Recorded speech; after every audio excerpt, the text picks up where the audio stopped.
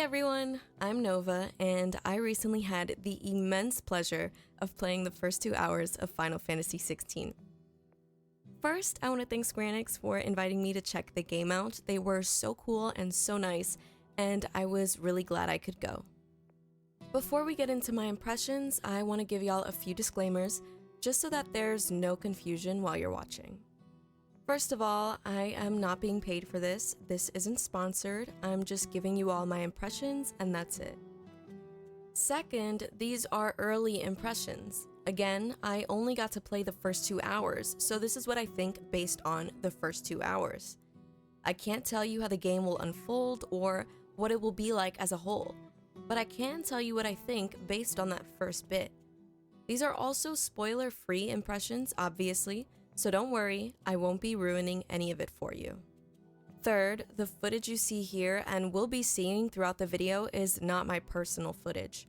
I was sent B-roll footage a few days after I had played the game, and that's what you will be seeing here. Side note, I played this on the PlayStation 5 because in case you didn't know, it is currently being released as a PS5 exclusive, and there are no official details on when or if it will be coming to other platforms. Finally, you should know I am not a Final Fantasy expert.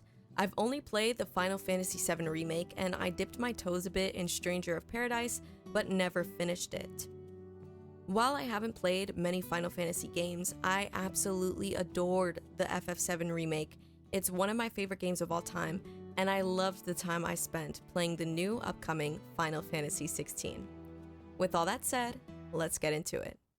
Now, I cannot give you any plot points, but in case you don't already know what the game is about, or you need a bit of a refresher, I'm going to read the game description on the game store page just so you get a general idea of what's going on. The 16th standalone entry in the legendary Final Fantasy series marks a darker turn for the RPG franchise, with a complex tale of revenge, power struggles, and unavoidable tragedy. Final Fantasy XVI reimagines the series' iconic summons as icons. These deadly creatures are housed within dominants, men and women who inherit their immense power at birth, whether they like it or not. Icons are the most powerful beings in Valiste, a land where 6 powerful realms have emerged thanks to the power of the Mother Crystals. The aether provided by these towering mountains of crystal powers the magics that have allowed these nations to thrive for many years.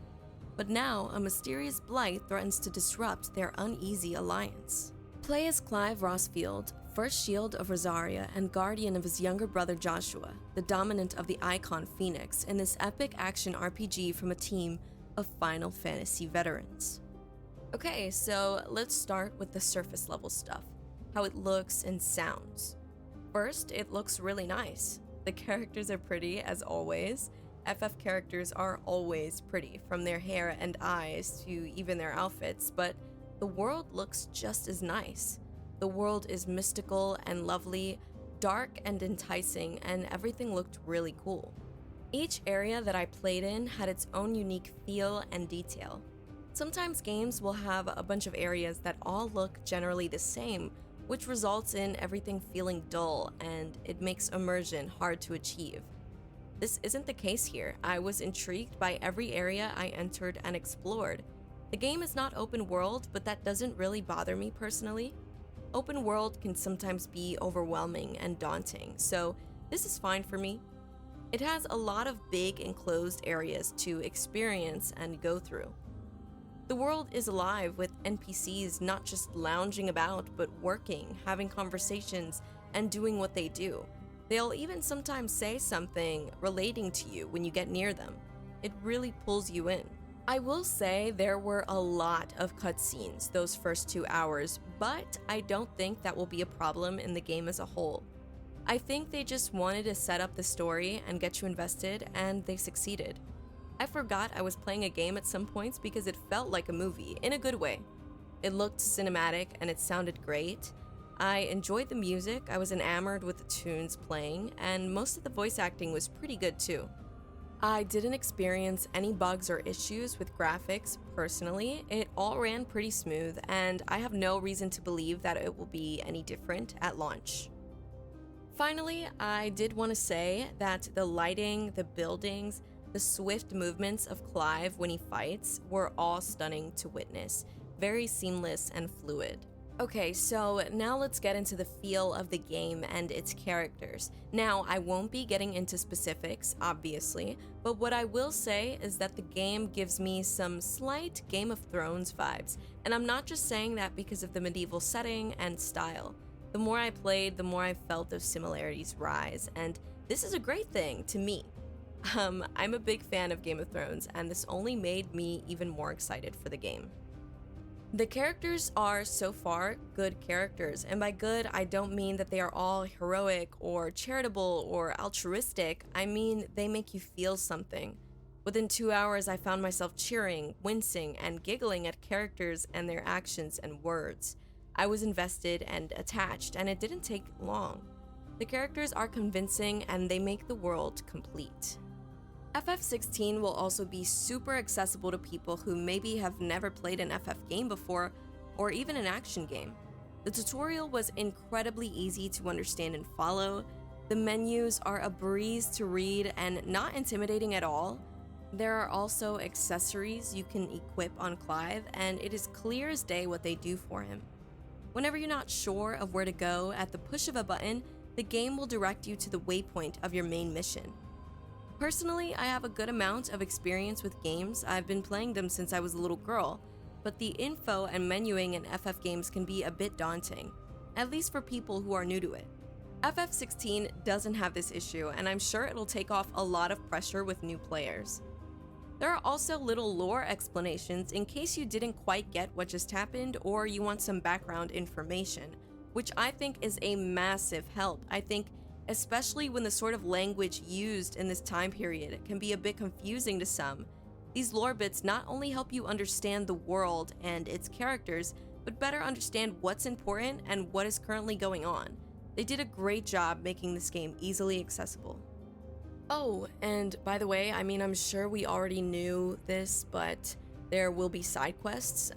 There are merchants and shops, at least one bard and a blacksmith. Now, I don't know if these things are available throughout the entire game or only at specific points, but I believe you'll be able to quick travel, so maybe you just have to quick travel to access them. I'm not entirely sure though, so don't take my word on that. Okay, so let's get into the combat now. The combat was fun and fluid, but I do think the enemies, even the more difficult ones, were fairly easy. At the beginning, you can decide if you want your game to be story-focused or action-focused. I myself picked action, and it was still pretty easy. Now, I don't know if this is because it was early game or the enemies were just easy. I admit I missed out on some gameplay where I would play as a higher-level Clive fighting higher-level enemies. I'll talk more about that in a bit. I hope enemies become more challenging as you progress, though. The fighting was a bit repetitive, but again, that's most likely because it was early game. There were a bunch of attacks and abilities I had yet to unlock, so it's likely that as you progress, you'll have more at your disposal when fighting enemies and different challenges to face when you battle something. Now, like I said before, I missed out on the opportunity to play as Clive at a higher level against higher level enemies. Square offered to let us go into the field to experience more of the combat and world, and unfortunately I had gotten to the site 30 minutes late because of train delays, so I wasn't able to play in it. But they sent me footage of it, and I'm kind of sad I didn't have time to play.